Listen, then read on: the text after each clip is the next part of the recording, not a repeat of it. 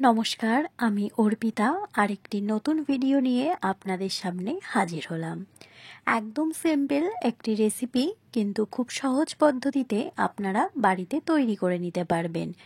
মাছ দিয়ে কাঁচা কুমড়োর একটি রেসিপি আজকে আপনাদের সাথে শেয়ার করছি।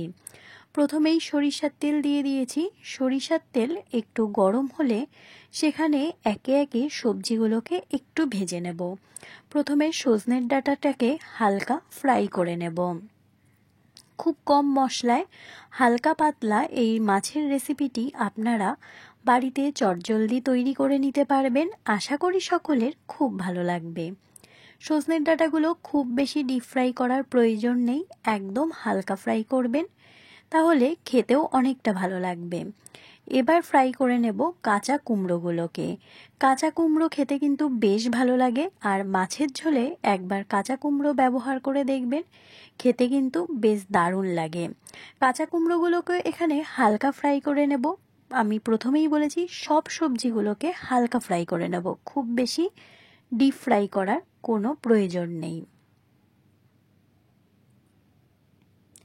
এবার যে আলু কেটে রেখেছি আলুগুলোকেও হালকা ফ্রাই করে নেব। মাছের ঝোল তৈরি করার সময় আমি এখানে সজনের ডাঁটা, কাঁচা কুমড়ো আর আলু ব্যবহার করেছি। টমেটোটা ফোড়নের জন্য ব্যবহার করেছি, তাই সেটা আমি এখানে ফ্রাই করব না। আমি জাস্ট আলু, সজনের ডাঁটা আর কাঁচা কুমড়ো এখানে ব্যবহার করেছি, তাই 3 রকমের সবজি খুব হালকা করে ফ্রাই করে নিয়েছি। আপনারাও হালকা করে ফ্রাই করবেন, ডিপ ফ্রাই করার কোনো প্রয়োজন নেই। আলুটাও আমার ফ্রাই করা হয়ে গেছে। এবার যে অবশিষ্ট সরিষার তেল আছে তার সাথে খুব সামান্য পরিমাণ আরেকটু সরিষার তেল অ্যাড করব। সরিষার তেল গরম হয়ে গেলেই ফোড়নে ব্যবহার করব 5 ফোড়ন আর শুকনো লঙ্কা। একদম কম মশলায় হালকা পাতলা কাঁচা কুমড়ো দিয়ে মাছের ঝোলের রেসিপি, সেই জন্য 5 ফোড়ন শুকনো লঙ্কা ব্যবহার করেছি।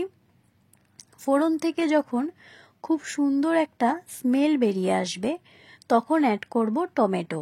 টমেটোগুলোকে একদম মিহি করে কুচি করিনি, আবার খুব বড় আকারেরও কুচি করিনি। দেখতেই পাচ্ছেন ভিডিওর মাধ্যমে খুব ছোট ছোট করে কাটার চেষ্টা করেছি, তাহলে কি হবে ফোড়নের সময় যখন দেবেন তখন সেটা গলে যাবে, খেতে অনেকটাই স্বাদ লাগবে।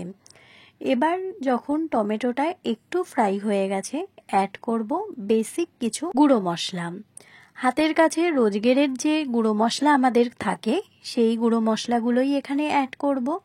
হলুদ গুঁড়ো, জিরের গুঁড়ো, ধনের গুঁড়ো আর হচ্ছে লঙ্কার গুঁড়ো। এখানে জিরের গুঁড়োটা একটু আপনারা বেশি ব্যবহার করবেন, ধনের গুঁড়োটা সেই তুলনায় একটু কম ব্যবহার করবেন।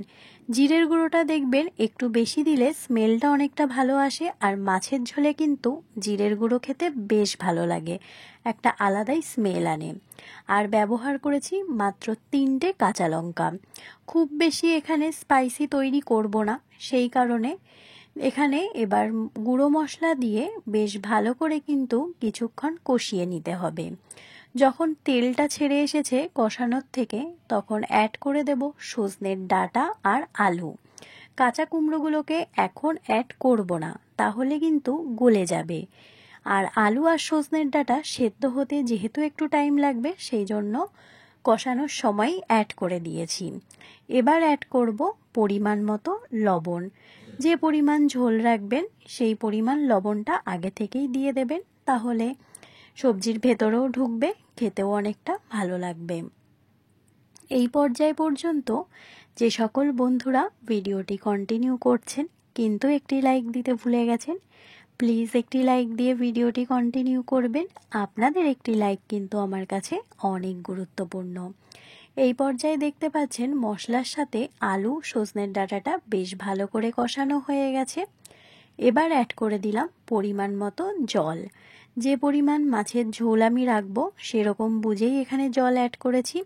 সবজিটাও বেশ ভালো করে যেন সেদ্ধ হয়ে যায়, সেই জন্য বেশ ভালো করে এবার ফুটতে দিতে হবে। কুমড়োটা এখনও অ্যাড করব না। যখন ঝোলটা বেশ ভালো কিছুক্ষণ ফুটে উঠবে তখন কুমড়োটা অ্যাড করব, না হলে যেহেতু কচি কুমড়ো খুব তাড়াতাড়ি কিন্তু সেদ্ধ হয়ে যাবে। এই পর্যায়ে দেখতে পাচ্ছেন ঝোলটা যখন খুব ভালো ফুটে উঠেছে, তখন এক এক করে অ্যাড করে দিলাম ভেজে রাখা কাঁচা কুমড়োগুলোকে। এবার আরও কিছুক্ষণ ঝোলটাকে ফুটতে দিতে হবে।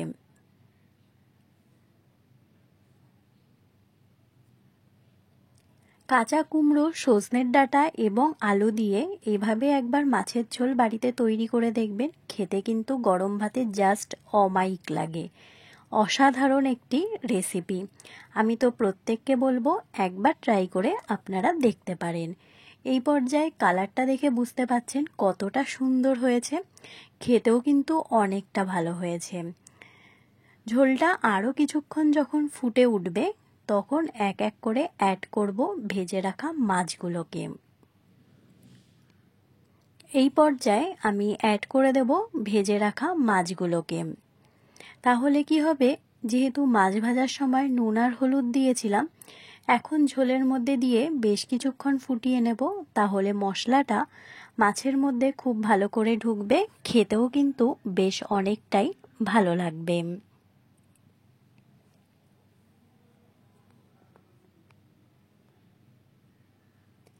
এই পর্যায়ে মাছ সমেত ঝোলটা আমার বেশ ভালো করে ফুটে উঠেছে, রান্নাও আমার হয়ে এসেছে। এবার একটি পাত্রে আমি সার্ভ করে নিয়েছি। আজকের এই কচি কুমড়ো দিয়ে সজনের ডাঁটার মাছের ঝোলের রেসিপি আপনাদের কেমন লাগলো অবশ্যই কিন্তু কমেন্টের মাধ্যমে জানাবেন। ভালো লাগলে আমার পাশে থেকে যাওয়ার অনুরোধ রইল।